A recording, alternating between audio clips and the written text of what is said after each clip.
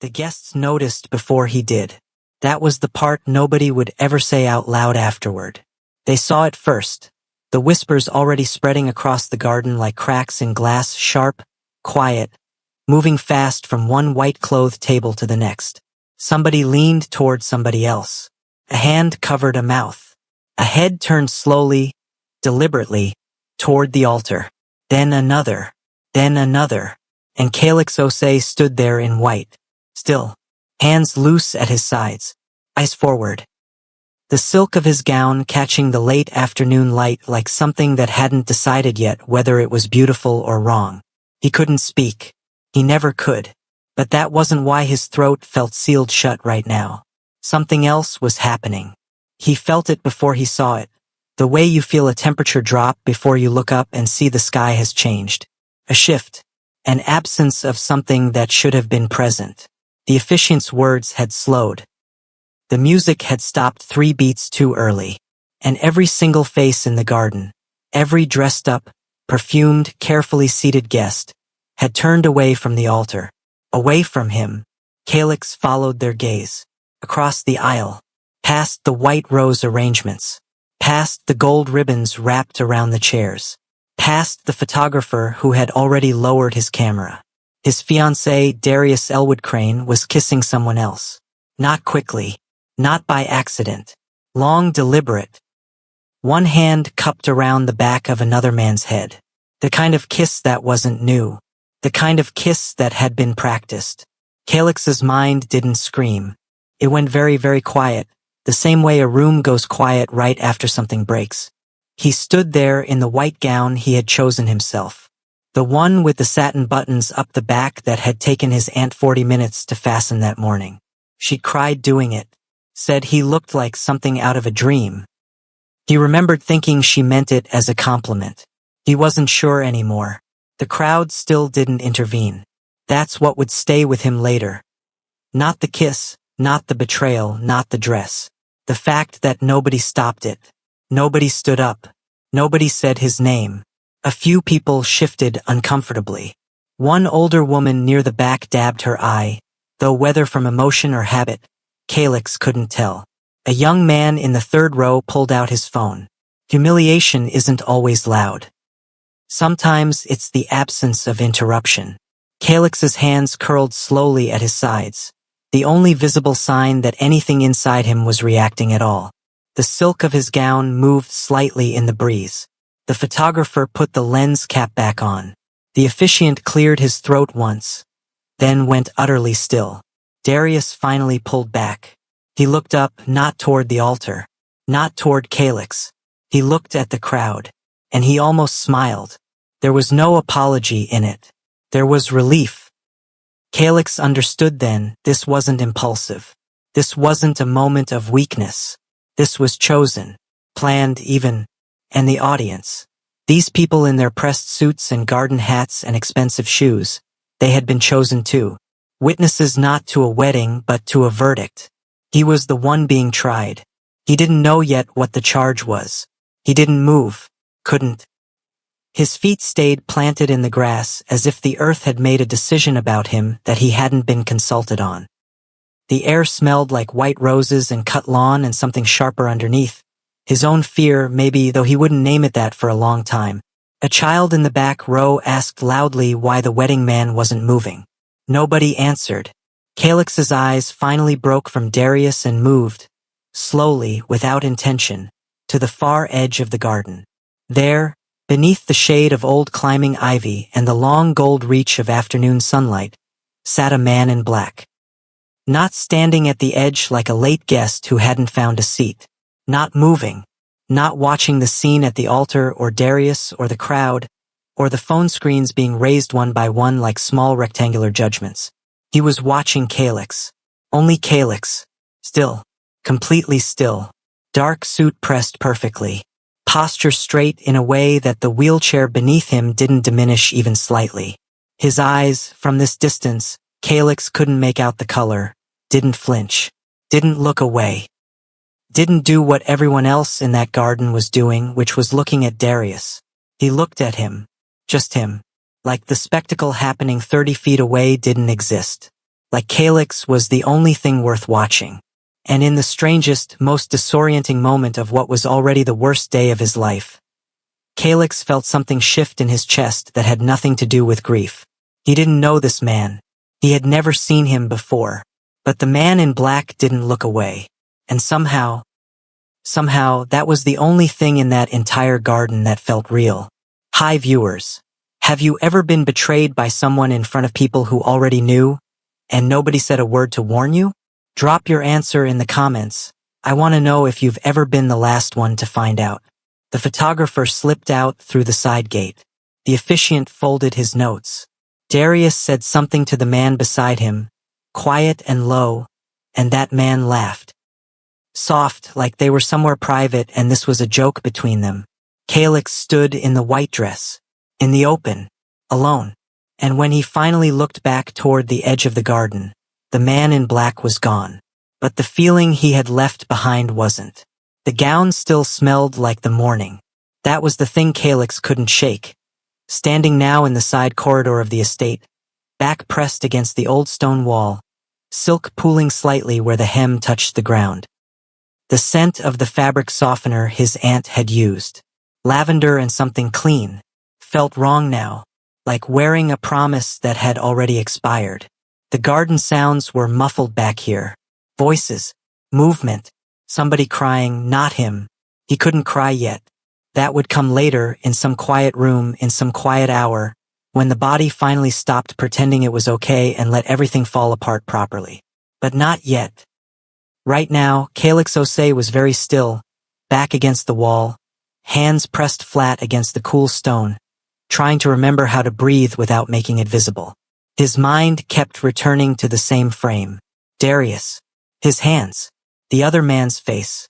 Not the act itself, but how Darius had looked after. That slight, unguarded relief. The way his shoulders had dropped, like he'd finally set something heavy down. That was the detail that kept repeating. Calyx replayed it without wanting to. His brain running the same sequence like a song stuck in a loop. The white chairs, the phones, the officiant's folded notes, the child's question that nobody answered. The way the crowd had been so quiet. Not stunned quiet, but waiting quiet. Like this was the part of the program they'd been anticipating. He had been the only one who didn't know. That thought arrived slowly, and then it landed all at once. Heavy, enormous, reshaping everything behind it. How long had people known? The guests who'd leaned toward each other before the ceremony even started? The woman who'd covered her mouth? The third row man with the phone already unlocked? How long had Darius planned this? How long had Calyx been the last one in the room to understand what room he was actually in? He pressed his palms harder against the wall. His hands were trembling. Not dramatically, just a fine, constant vibration, like something running beneath the surface. He looked down at them. The small pearl ring on his right hand, the one his mother had given him at 17, caught the dim corridor light and threw a tiny circle of white across the stone floor. He stared at it. Then he heard the sound. Wheels. Slow. Controlled. Moving along the corridor from somewhere he couldn't see yet. Calyx didn't move. The sound got closer, not rushed, not hesitant. Just steady, like something that had decided where it was going and wasn't interested in hurrying. He came around the corner. The man from the garden. Up close, he was different from what distance had suggested, and somehow more. Dark suit, perfectly fitted, no crease out of place. Hands resting still on the wheelchair's armrests, not gripping, just resting, like he had decided a long time ago that stillness was a form of control. The tattoos started at his collar and moved upward, curling along his throat in dark ink. Not chaotic, not random. Deliberate, like everything else about him. His face was unreadable. Not blank, unreadable. There's a difference. Blank is empty. His face was full of something contained, managed, held behind the eyes like pressure behind glass. Behind him, two men, identical in height, build, and stillness. They didn't flank him like bodyguards, they didn't hover or scan the corridor. They simply existed in his wake, silent like extensions of the same decision. Calyx didn't step back. He didn't have anywhere to go. The man stopped a few feet away. He didn't speak immediately. He looked at Calyx the same way he had from across the garden, measured, direct, without the social performance of pretending not to stare. His eyes were dark, not unkind, not warm either, just present. Fully, uncomfortably present. Calyx held his gaze. It was the only thing he had. Then the man reached into his jacket. Slowly, no drama, and withdrew a folded document. He leaned forward slightly and placed it in Calyx's lap. No explanation. No question first. No, are you all right? Or, I'm sorry about what happened. Or any of the things people say in moments like this when they mean something else entirely. Just the document. Calyx looked down at it. The paper was thick, cream-colored, formal. His name was printed at the top in clean type. His full legal name, Calyx Miranose, which was strange, because he hadn't introduced himself to anyone today. His fingers moved to the edge of the paper. He opened it. It was a marriage contract. Pages of precise legal language, structured and dense. He didn't read all of it. Couldn't, not right now, not with his hands still trembling and his brain still trying to process the morning. But at the bottom, beneath all the formal clauses and witness signatures and official stamps, one line, handwritten, in sharp, clean ink, like it had been written by someone who meant every word and didn't need more than one sentence to say it. If you stay, you belong to me. Calyx looked up. The man was still watching him, not waiting for a reaction, not leaning in to gauge his expression, just watching, steady, certain, as if he already knew what Calyx would decide and had simply shown up to begin the part that came after. Calyx's heart was doing something unusual, not pounding in the way fear moves the body, but something slower, something that had no name yet. He looked back down at the contract. The words sat there, heavy and clear, and Calyx realized, for the first time today, that somebody had walked toward him. Not away, toward. He signed it. Not right away. Not without sitting with it, with the weight of the paper across his knees, with the strange stillness of the corridor, with the man waiting and the two identical figures behind him like shadows that had learned to stand upright. But he signed it. Calyx Miranose pressed the offered pen against the line and wrote his name with a hand that had finally, mostly, stopped shaking. It wasn't certainty that moved the pen. It wasn't courage or logic or some clear-eyed calculation about his future. It was simpler than that. It was the absence of anything else. He had nowhere to go. And this man, this stranger with the tattoos and the quiet that felt heavier than most people's noise, had come to him, in a side corridor, while everyone else had been very busy looking the other way. That meant something. Calyx didn't know yet what. The man. Valor, he would learn the name later, didn't celebrate, didn't nod approvingly or offer a hand or produce any of the gestures people perform when they've gotten what they wanted.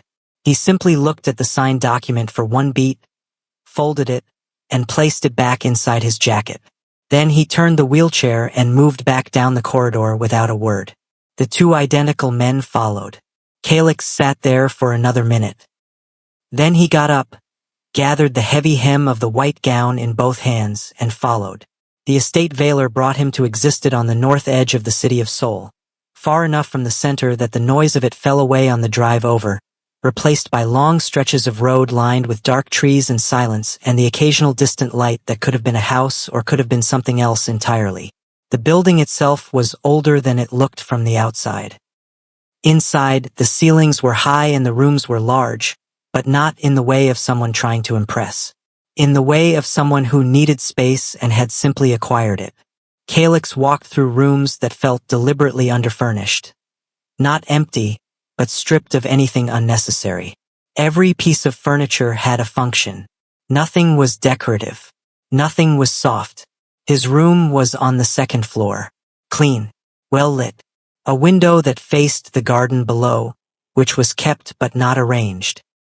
Plants that grew the way they wanted within certain limits.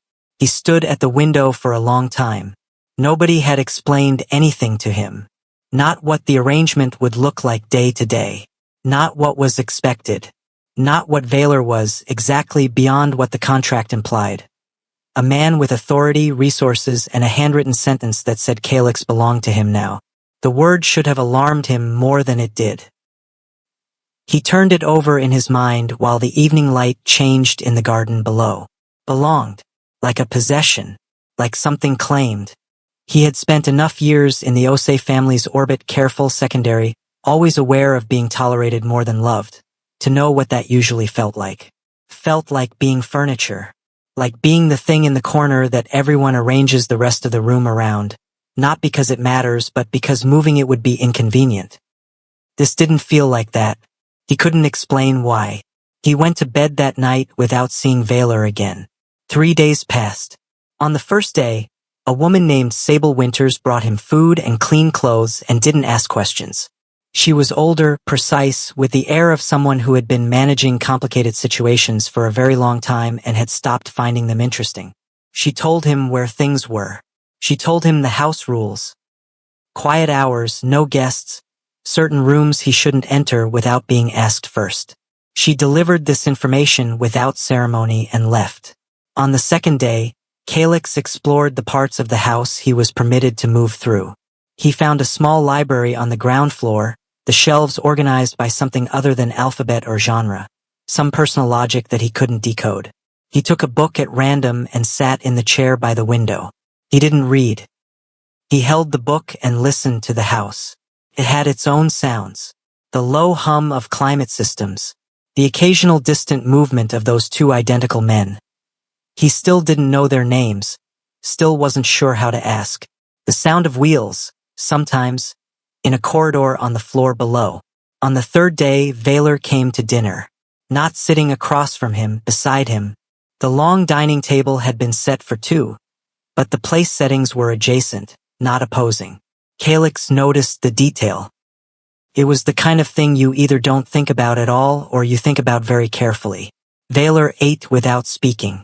So did Calyx, which was, for once, not a limitation. He watched the way Valor moved. Economical. Nothing wasted. He cut his food precisely, lifted the fork without the small unconscious theater that most people apply to eating, the minor performance of enjoying something, the social choreography of seeming relaxed. Valor did none of it. He simply ate. Then he looked at Calyx. Not with anything readable in his expression. Just looked. Calyx looked back. And somehow the silence between them wasn't empty. Days built on days. Calyx learned the rhythm of the house the way you learn a new language, not through instruction, but through repetition and proximity. He learned which corridors Valor used in the mornings. He learned that those two identical men, whose names turned out to be Tay and Teo, and who were two of the 3K triplets, never spoke in his presence, but communicated with Valor through something that looked like awareness. A glance. A small shift in position. An absence that indicated permission granted. He learned that Valor noticed things. Small things. The fact that Calyx preferred the chair near the window but never asked to use it. The fact that he drank his tea too hot, which Sable started adjusting without being told. The fact that when something startled him, a door, a dropped object, any sudden sound, he went very still, like an animal choosing to freeze instead of flee. Valor never commented on these things, but he adjusted for them. The doors were opened before Calyx reached them. His tea arrived at the right temperature. The rooms he spent time in were never entered without some warning. A sound, a shadow, something that arrived before the person did. Calyx noticed this. He didn't say anything, couldn't, in the way he never could. But he noticed. And inside that noticing, something small and careful began to shift. He didn't have a name for it. It wasn't gratitude exactly, though it included something like gratitude. It wasn't trust, he wasn't ready to use that word.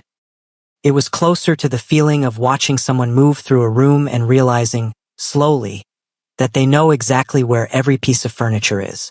That they've been paying attention to the layout. That you are part of the layout.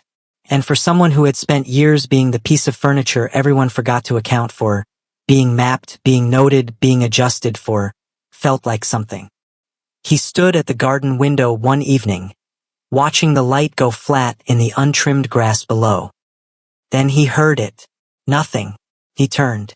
Vaylor's usual corridor sounds, the particular rhythm of movement that Calix had memorized without meaning to, were gone. He walked to the door of his room, opened it, listened. The house was quiet in a different way than usual. He went downstairs. The dining room was empty. The library was empty. He found Sable in the kitchen hallway and caught her attention. She looked at him, registered the question he couldn't ask out loud, and said matter-of-factly, "He's not here."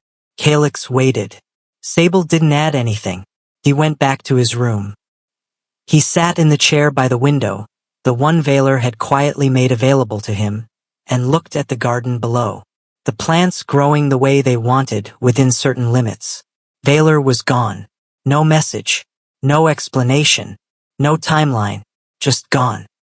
And the silence that filled the house in his absence was not like any silence Calix had known before. It wasn't peaceful. It wasn't neutral. It was the specific, particular silence of noticing that something has been taken away. Something he hadn't realized. Until this moment, he had started to count on. The contract had said belong. Calix kept returning to that word in the days after Vaylor disappeared, rolling it around the way you work a loose tooth, pressing it carefully, checking whether it would hold. Belong. He hadn't signed because he understood it.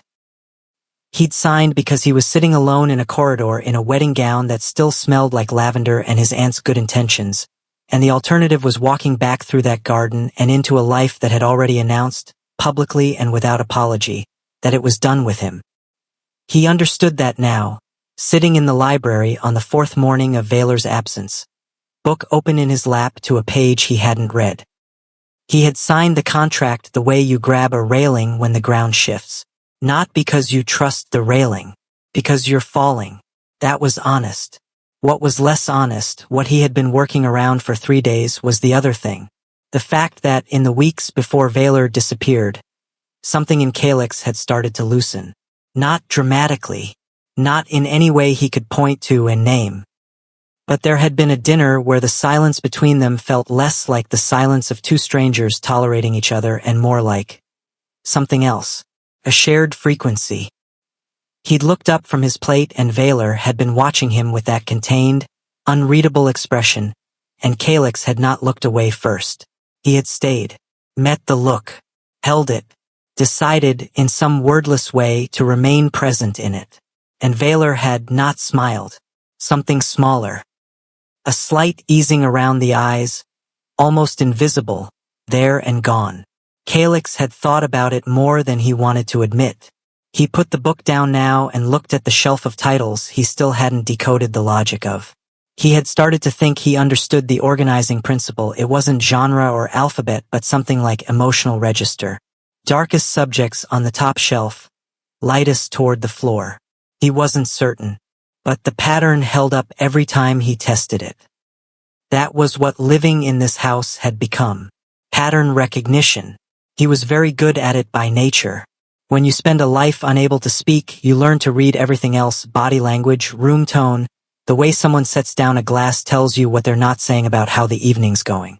He had developed this ability the way you develop any muscle, through necessity and repetition. But Vaylor was unusual. Most people, when they hid something, created the absence of signal. They went neutral, still, expressionless. They tried to produce nothing, which itself became readable. You could always tell when someone was trying not to broadcast. Vaylor didn't go neutral. He stayed present. Fully, continuously present. He simply didn't perform the emotions. He had them somewhere behind that glass pressure expression, and he managed them with a precision that Calix had never encountered in a person before. Not coldness. Not cruelty. Management.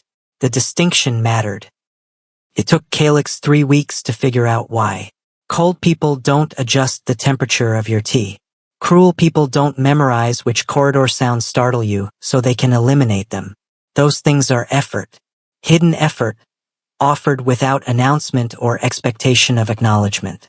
The kind of effort that comes from paying attention because the paying attention is its own purpose. Calyx stared at the bookshelves. Valor had been paying attention to him since before the contract. Since the garden. Since that moment when everyone else in that beautifully arranged, carefully witness-filled outdoor space had turned to look at the scandal, and the man in black had turned to look at Calyx. Why? He didn't know. He had no context for Valor Cade, no history, no family account, no whispered story from Sable, who answered questions about the house's logistics but went professionally quiet on anything personal. Tay and Teo communicated in their own language of looks and shifts, and Calyx hadn't found a way into it yet. He was living in the middle of something he didn't have enough information to understand. And Valor was gone. On the 6th day, Calyx stopped waiting by the window. Not because he gave up. More because he recognized the behavior for what it was and found it embarrassing. He wasn't a pet. He wasn't a plant turned toward sunlight. He moved back through the house with deliberate purpose, claimed the chair he liked without hesitating, started spending longer stretches in the library, worked through the bookshelves top to bottom on his emotional register theory. He was right, mostly. Sable caught him one afternoon reorganizing 3 titles he was testing and watched him for a moment without comment. Then she said, "He'll be back," and walked away before Calyx could respond. Not that he had a response, not that he could have delivered one if he did. He'll be back. Not if. Not probably. He'll be back. Calyx sat with the 3 books in his hands for a moment, then put them back in the positions he'd found them in. That didn't feel like his rearrangement to make. Not yet. On the 9th day, he went outside for the first time. The garden was exactly what it had looked like from above, kept without being controlled. Paths cut through the growth but not aggressively. Things had been allowed to happen. Vines over the older stone walls, ground cover spreading to the edges, a cluster of something tall and dark-leafed in the far corner that hadn't been trimmed in what looked like years. Someone had decided to let this space be imperfect on purpose. Calyx walked slowly. He wasn't a fast walker under any circumstances, but today he was deliberate about it. Making contact with the ground, noticing the texture change from path to grass, the smell of green things in afternoon air. He stopped at the far wall, pressed one hand against the stone. He thought about the wedding. He did this less now, which was either growth or avoidance, and he hadn't decided which. He thought about Darius, not with the rawness of the first days, but with a growing, flat clarity. Darius had chosen the wedding to end things because Darius had always needed an audience. Everything in that man's life required witnesses. The achievements, the presentations, the social performances. This apparently was no different. The ending needed a crowd. Calyx had been the prop. He let himself feel that, fully, without editing it into something cleaner. It was ugly and it was true and it deserved to be felt in its exact ugly shape before he put it away. Then he took his hand off the wall. He walked back toward the house. And that night, for the first time since Valor had disappeared, he slept without the window open. Something had settled. Not healed. Not solved. Just settled. Which was a different kind of progress, and Calyx Osei was enough of a realist to take it. He was in the library the following morning when he heard the front door. Not the sound of Sable or Teo. He knew those by now, had them cataloged somewhere in the back of his mind the way he cataloged everything. This was different. The particular weight of it. The way the sound moved through the house not as an intrusion but as a return. His hands went still on the book he was holding. He didn't move toward the door. He waited. The corridor sounds came back. That specific rhythm. And something in Calyx's chest did something he hadn't expected. Not relief exactly, though it included relief. More than that, something larger. Something that moved through him like the first warm current in very cold water. He looked down at the book in his hands. Then he put it down on the table, stood up, and walked to the library door. He opened it. Valor Cade was already at the end of the hall. Not coming toward him. Just at the end of the hall. Still. Like he'd been standing there for a minute already and hadn't decided yet whether to close the distance. Calyx stood in the library doorway. The corridor between them was long. The light was low. Everything was very quiet in the specific, held way of the moment before something is said. Vaylor's expression was what it always was, contained, present, reading as nothing while being full of something. But there was a tiredness behind it that hadn't been there before. Not weakness, not doubt. Something more like the particular fatigue of a person who has been working very hard at something that required absolute precision and is now standing still for the first time in days. He looked at Calix. Calix looked at him. Neither of them moved.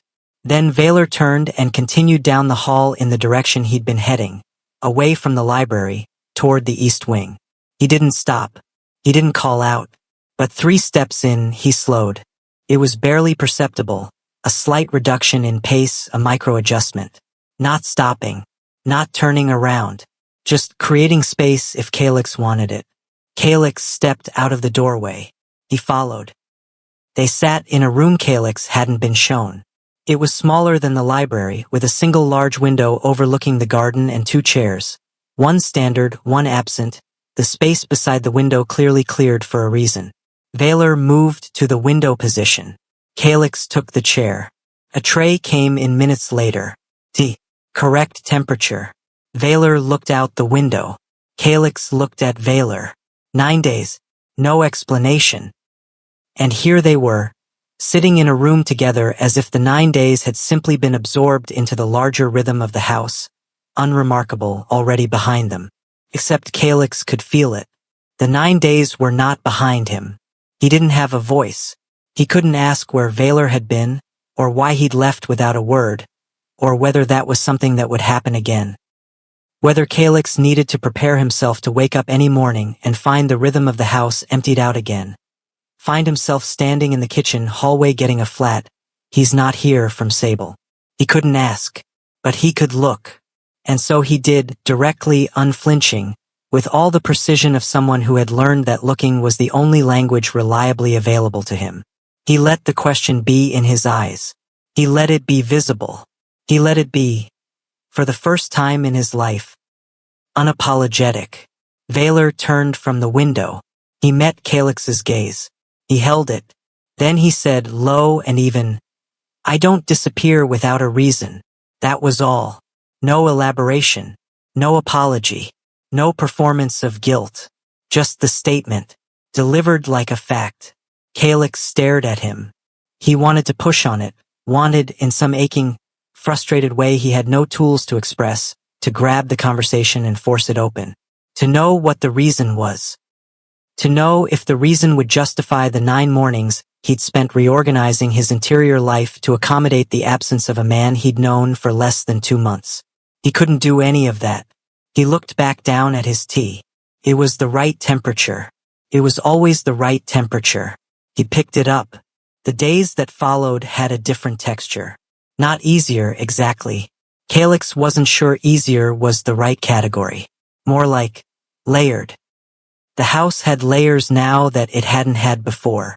Vaylor's return had not undone the absence but added itself to it, the way sediment adds to the bottom of something clear. You could see both the clarity and the new weight in it. Vaylor sat beside him at dinner, walked the corridor outside his room at the same hour each evening, watched him, still always with that complete and unperforming presence. But Calix watched back now. He had stopped editing the watching down to quick glances and careful peripheral checks.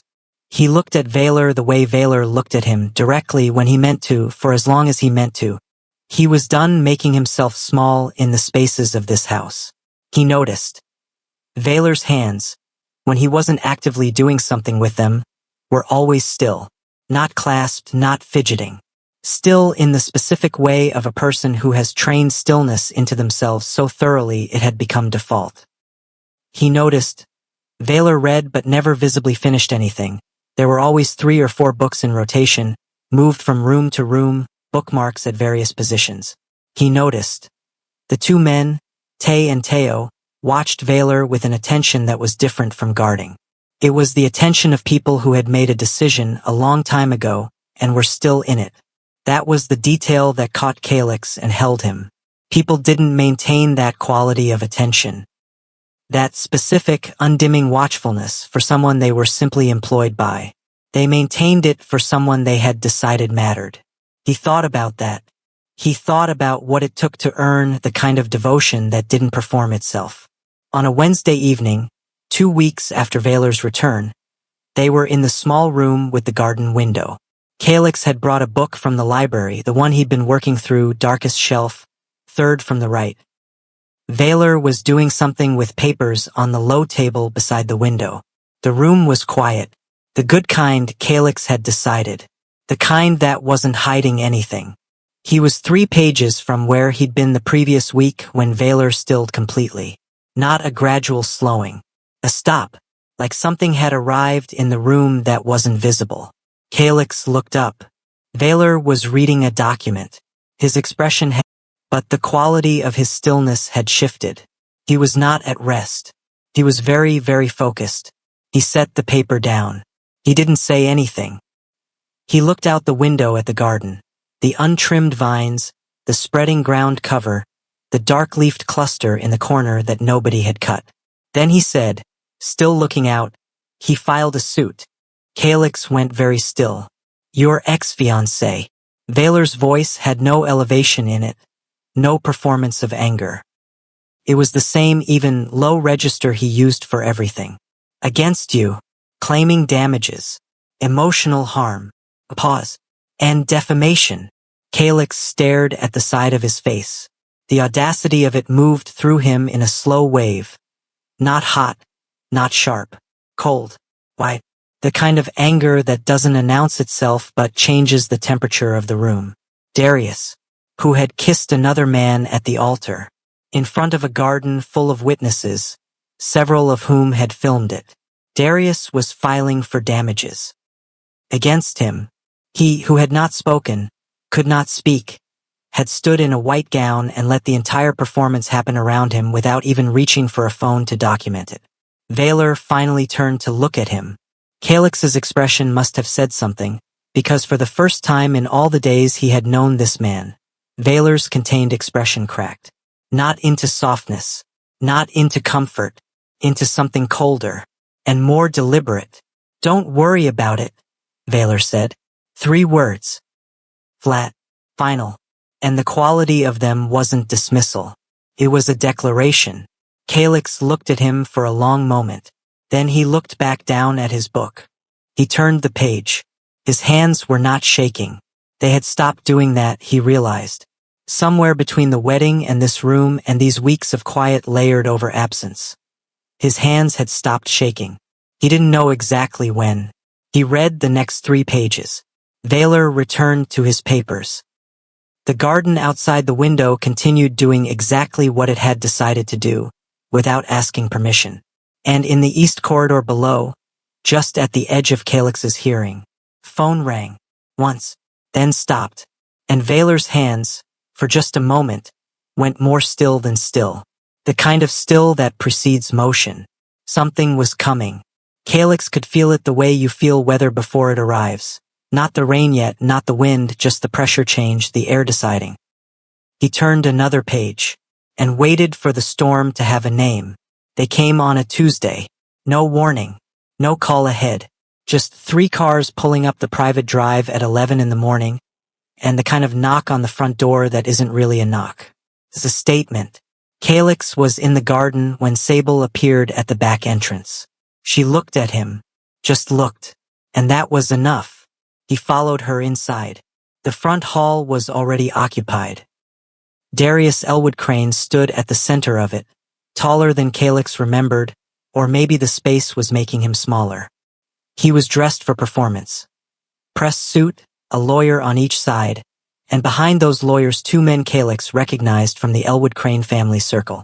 Old money men, the kind who wore their wealth like armor and hadn't needed to justify themselves to anyone in so long they'd forgotten the skill.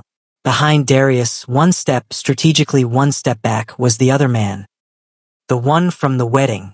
He was there too, arms crossed, watching Calix the way a person watches something they've already decided they own. Calix stopped at the edge of the hall.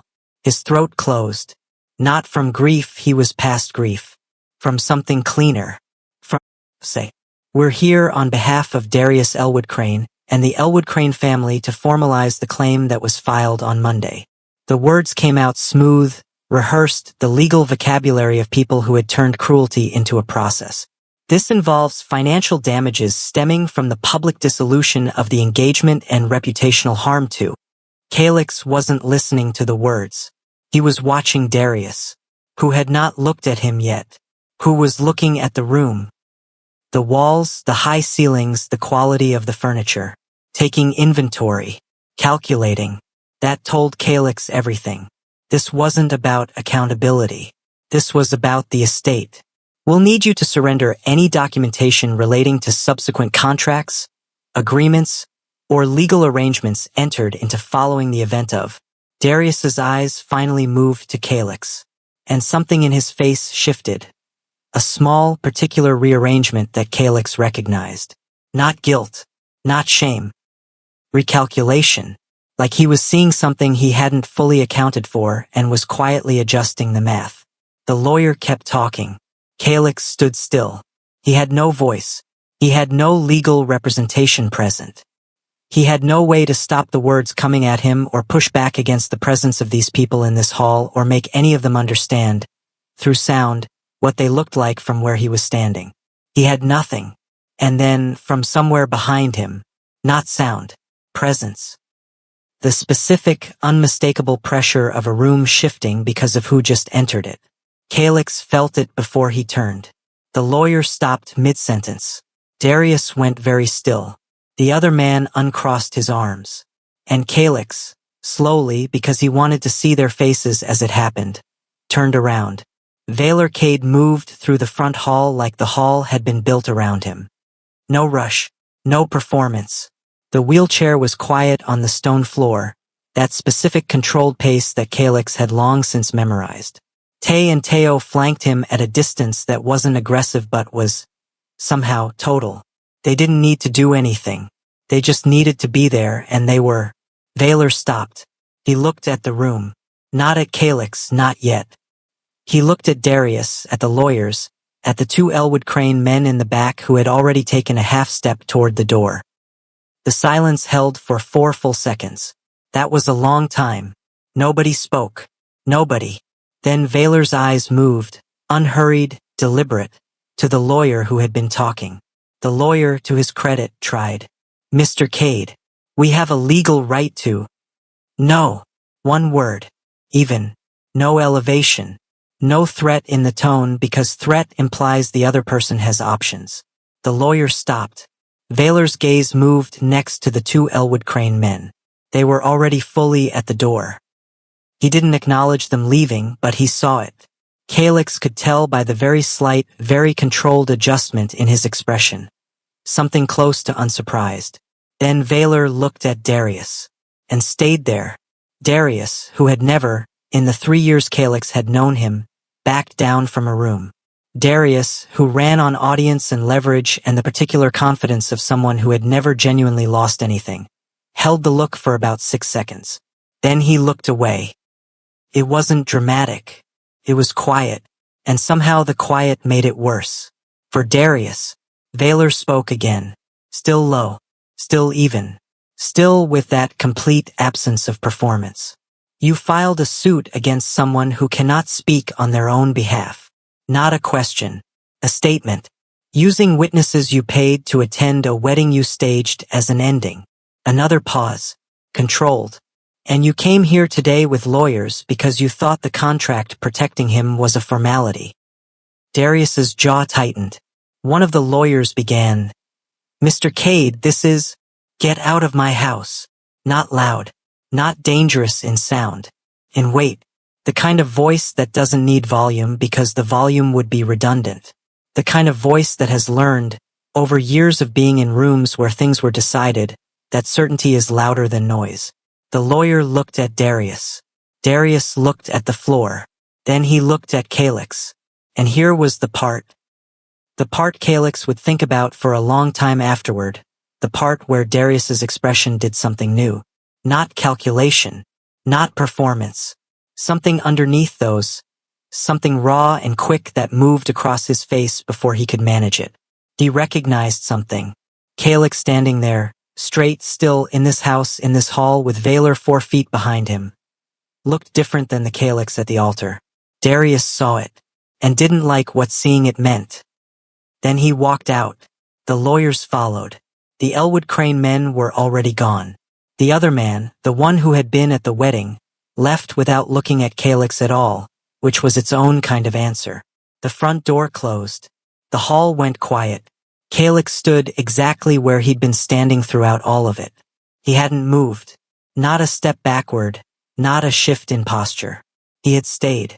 He felt Vaylor's presence come closer from behind. Not beside him, just closer, present. Vaylor said, low and matter-of-fact, "You touched what belongs to me." He wasn't talking to Calyx. He was talking to the room, to the door, to whoever might still be in earshot on the other side of it. Calyx exhaled, slow, through his nose, the kind of exhale that's been held since before the knock on the door. He turned. Vaylor was looking at the closed door. Then his eyes moved to Calyx, and stayed. And for the very first time, in all the weeks and all the rooms and all the dinners and all the silence, something in Vaylor's expression was not managed, not performed, not contained, just there, open for one breath, then back. Calyx didn't look away. That evening, nobody mentioned what had happened. Not Sable, not Tay or Teo, not Vaylor. It was as if the hall had simply reset. The lawyers and the Elwood Crane men and Darius and his managed expressions folded back into the world they'd come from, leaving no trace in this house except the small, molecular shift in the air that Calyx kept feeling every time he walked through the front hall.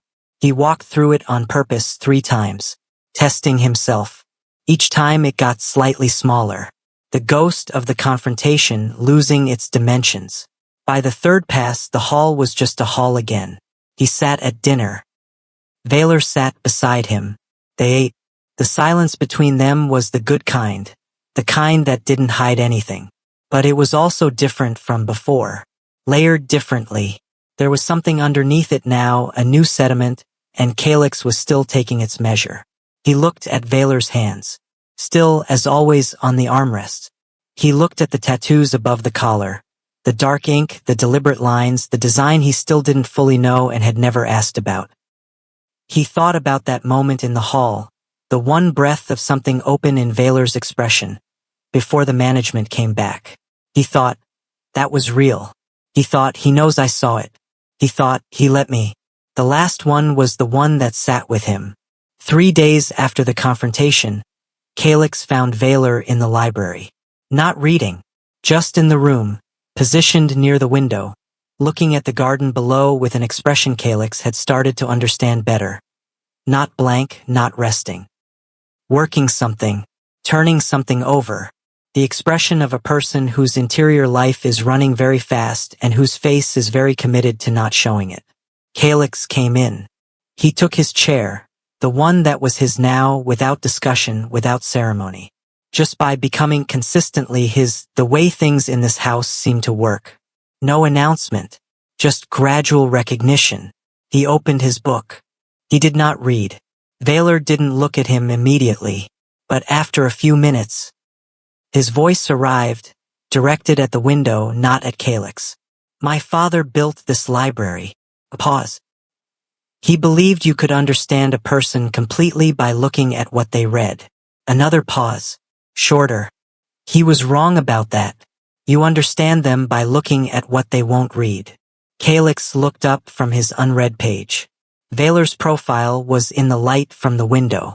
The tiredness was back. Not weakness, that long-sustained precision fatigue, and underneath it something else. Something Calyx had been catching in glimpses for weeks, always quickly covered. Loneliness. Not the acute kind. The chronic kind. The kind that has been present so long it has simply become part of the house's architecture. Integrated into the walls, unremarkable to anyone who has lived with it for years. Calyx recognized it. He'd been carrying his own version for a long time. He set his book down. He reached into the low side table beside his chair, where Sable had started leaving paper and a pen, because it had become useful, because Calyx had started needing a way to put words into the room, and he wrote 4 words. He held the paper toward Valor. Valor looked at it. "What won't you read?" For a moment, nothing happened. Then, very slowly, Valor turned from the window. He looked at the paper in Calyx's hand. He looked at Calyx's face. He read the question again, and something moved in his expression. Not the managed, contained pressure. Not the one breath of openness from the hall. Something quieter than both. Something that looked, for just a second, like being caught in something good. He looked back at the window. "Anything that ends simply," he said. Calyx stared at him. Valor's jaw worked once. "Things that resolve cleanly, completely, where every question gets answered and every person ends up where they're supposed to be." A pause that was not managed. That was actually a pause, the real kind. "I don't trust clean endings." Calyx looked down at the paper. He wrote again. This one sentence. He held it out. "Neither do I." Valor read it. He was quiet for a long time. Then, no. Not a question. Not agreement. More like recognition.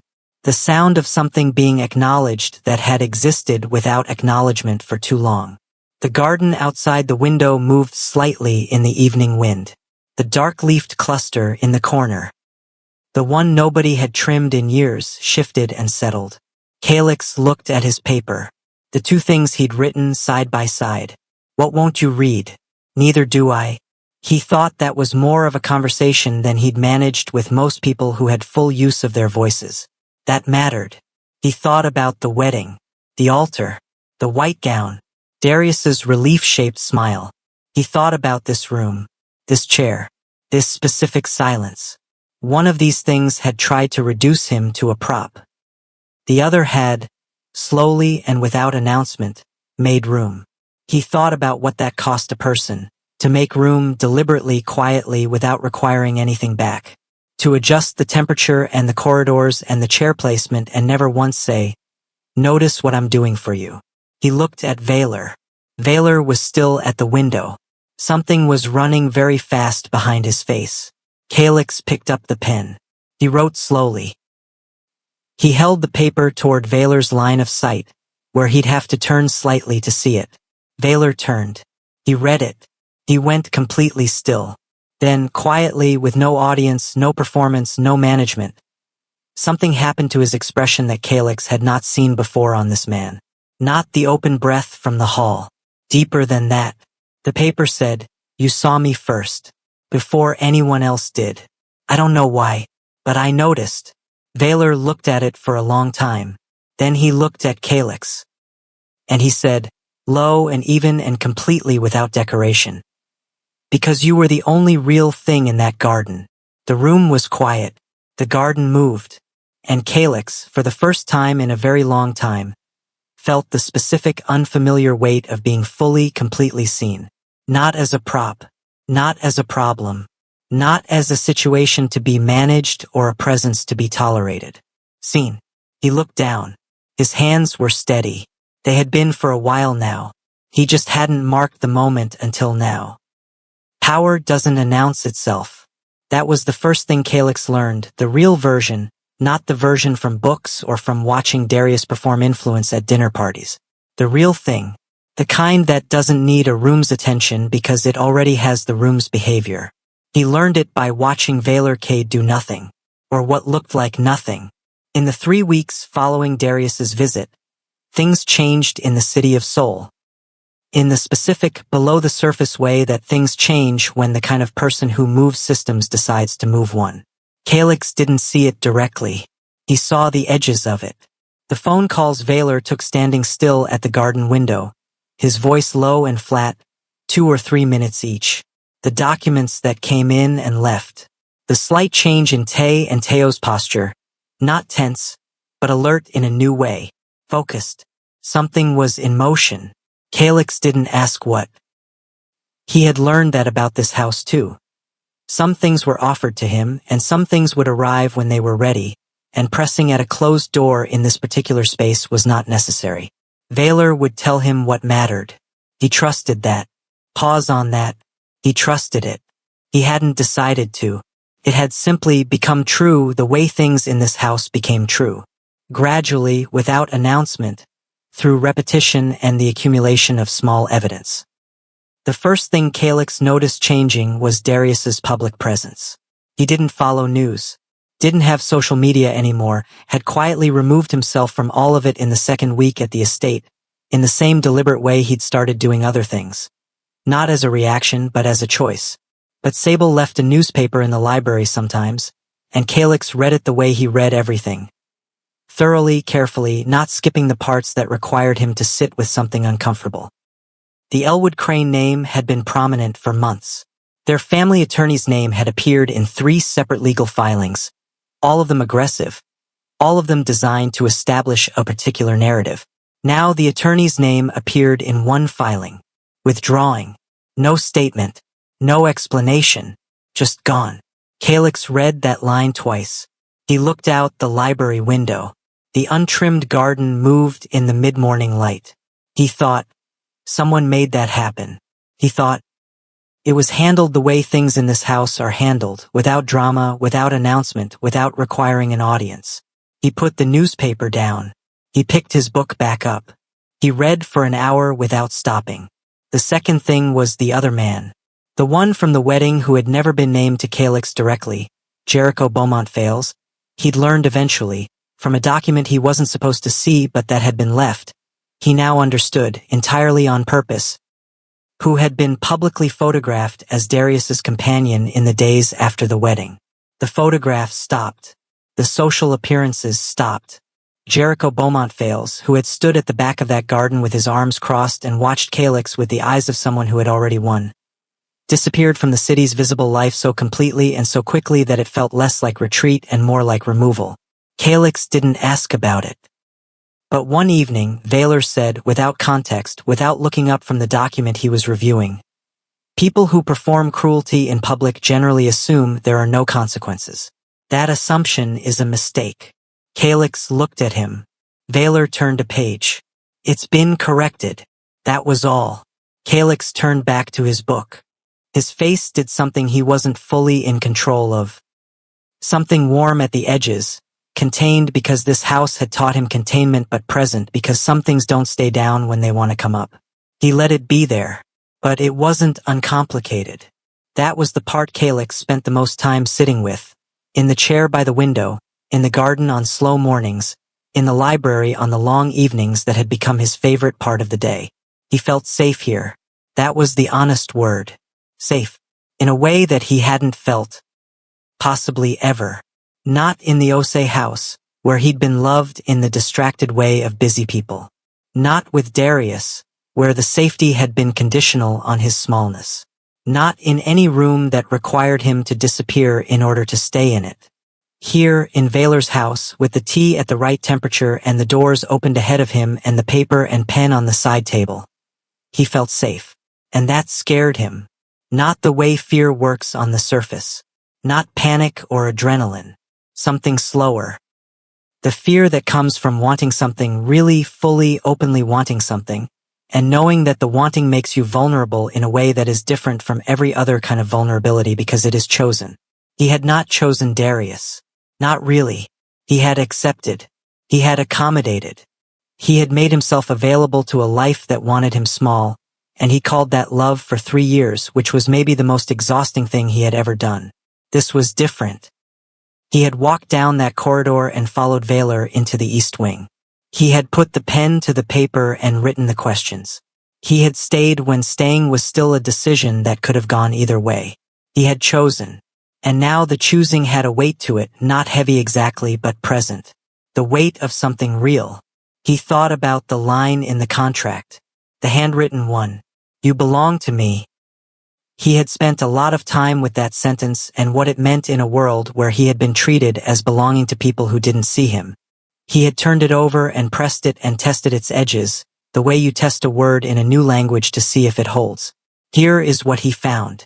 In Vaylor's house, belonging didn't mean being reduced. It meant being accounted for.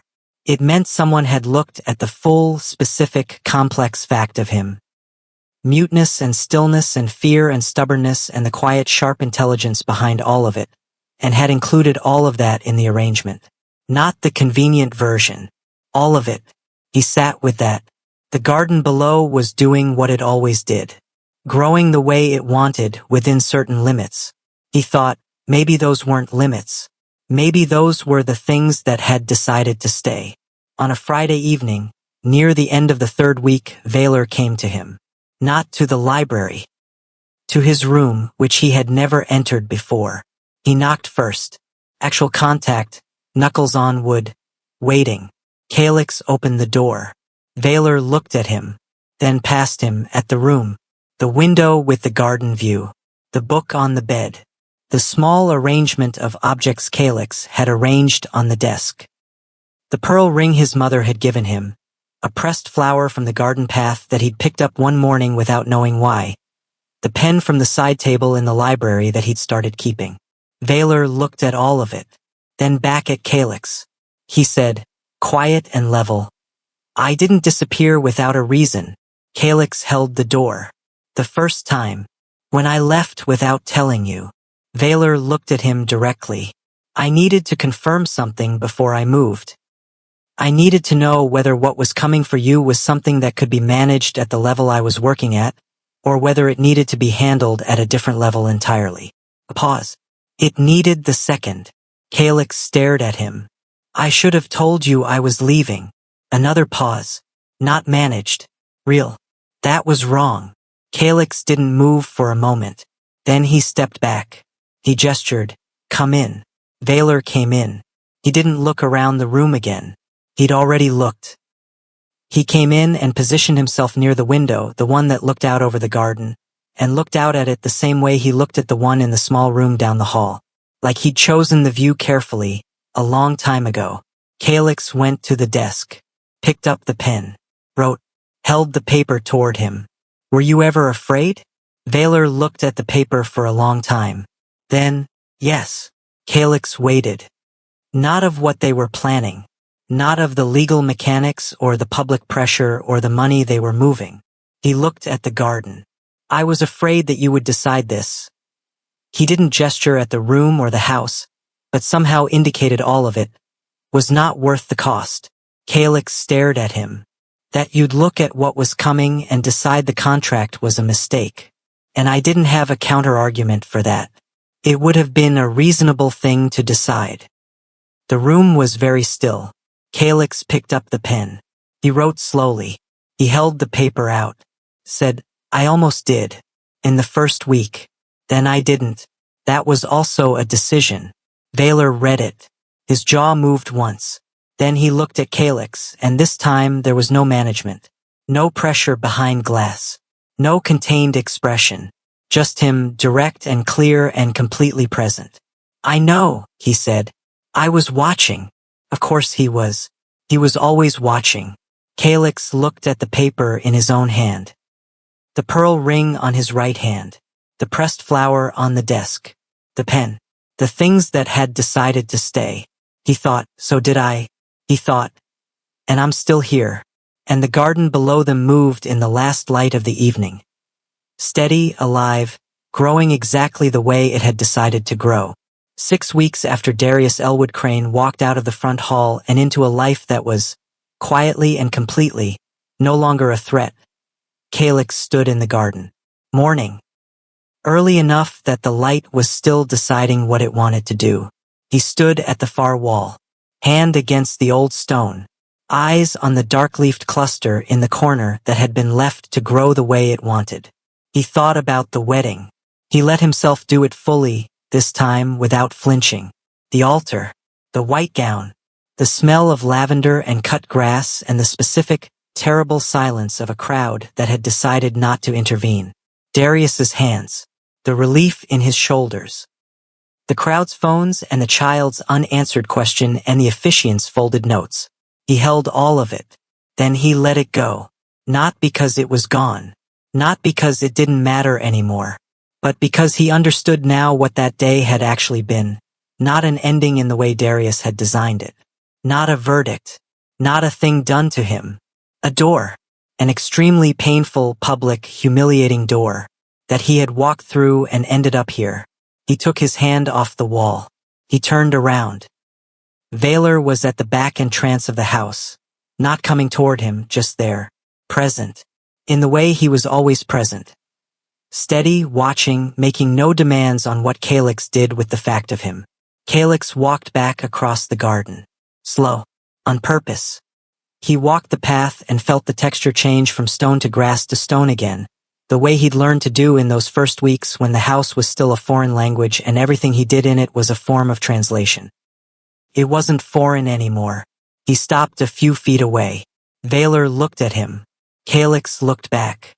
He reached into his pocket where he had started keeping the pen the way you keep a thing that has become useful, and he wrote. He held the paper out. I want to stay. Not as the contract. Not as belonging in the way things belong when they have no say in it. As a choice. Mine. Valor read it. He read it again. Then he looked at Calyx. And this time there was nothing to decode. Nothing behind glass, nothing managed or contained. Just a man who had seen something clearly from across a garden and had moved toward it without needing to explain why. All right, Valor said. That was all. Not ceremony. Not relief performed for an audience. Not the production that Darius would have made of it, the statement, the witness gathering, the arrangement of the moment for maximum effect. Just, all right, and in that single word. In the steadiness of it, the complete absence of surprise. Calyx heard everything. He heard, I was waiting for you to be ready. He heard, I have been here. He heard, this was never in question for me. He put the paper back in his pocket. He walked into the house. Valor followed. There are things that love does that look nothing like love at first. It shows up in a corridor when you are sitting on the floor in a white gown with nowhere to go. Put something in your lap without explanation. It adjusts the temperature without announcement. It memorizes which sounds startle you so it can eliminate them quietly, without credit. It lets you have the chair by the window. It watches not to possess, not to monitor, but because you are the most interesting thing in the room and it wants to understand you completely. That kind of love is not soft. It doesn't ask to be comfortable. It isn't always easy to live beside. There are silences that feel like walls and absences that feel like abandonment and moments of dominance that press on every soft place inside you and make you wonder if what you feel is trust or just the absence of better options. But here is the thing. The absence of better options runs out. It exhausts itself. It doesn't last past the first year or the first real test. Choice does. Choice stays. Calyx sat in the library that evening with the book from the darkest shelf. The one he'd been working through for weeks, and turned the last page. He finished it. He held it in his hands for a moment. Then he set it on the table. He picked up the pen. He wrote at the top of a clean page, what I know now. He looked at the words. He thought about the garden. The untrimmed vines and the spreading ground cover and the dark-leafed cluster that had been allowed to grow the way it wanted. He thought about the things in this house that had been allowed to become what they were, within the presence of someone who watched without requiring you to be different than you were. He thought about the line in the contract. You belong to me. He had understood it wrong at first. He had heard it as possession, as acquisition. He understood it now. It meant, I see you. I have decided to include you. In everything. The full, specific, complicated fact of you. Not the convenient version. All of it. He wrote underneath the first line, power doesn't announce itself. It waits until it's needed. He wrote, sometimes the most dangerous love isn't the one that saves you. It's the one that refuses to let you stay small. He looked at the page. He thought about everyone who had watched that garden ceremony and said nothing. He thought about Darius's relief, and Jericho Beaumontfale's removing himself from the visible world, and the lawyer who had withdrawn from the case without statement. He thought about Tay and Teo standing in doorways with the particular attention of people who had made a decision and were still in it. He thought about Valor saying, I was afraid you would decide this wasn't worth the cost. He thought about his own hands, how they had stopped shaking. He had not built this life from strength. He had built it from the wreckage of one morning, and a side corridor, and a document with a handwritten line, and a series of choices made one at a time, each one a little steadier than the last. That was worth something. He thought that was worth more than a clean ending. He closed the notebook. He set the pen on top of it. He looked at the library around him. The shelves organized by emotional register, darkest at the top and lightest toward the floor. The logic he'd decoded over weeks of looking, and he thought, I belong to this room. Not owned. Included. He stood up. He walked to the doorway, and just before he stepped out, Sable appeared at the end of the hall. She looked at him, and for the first time in all the months of flat, professional management, she said something that wasn't practical. There's someone at the gate, she said. Someone you don't know. Asking for you specifically. A pause. They said they know what happened at the wedding. Her expression didn't change. They said they were there before the ceremony. Before anyone else arrived. Calyx went very still. Before anyone else arrived. His mind moved fast.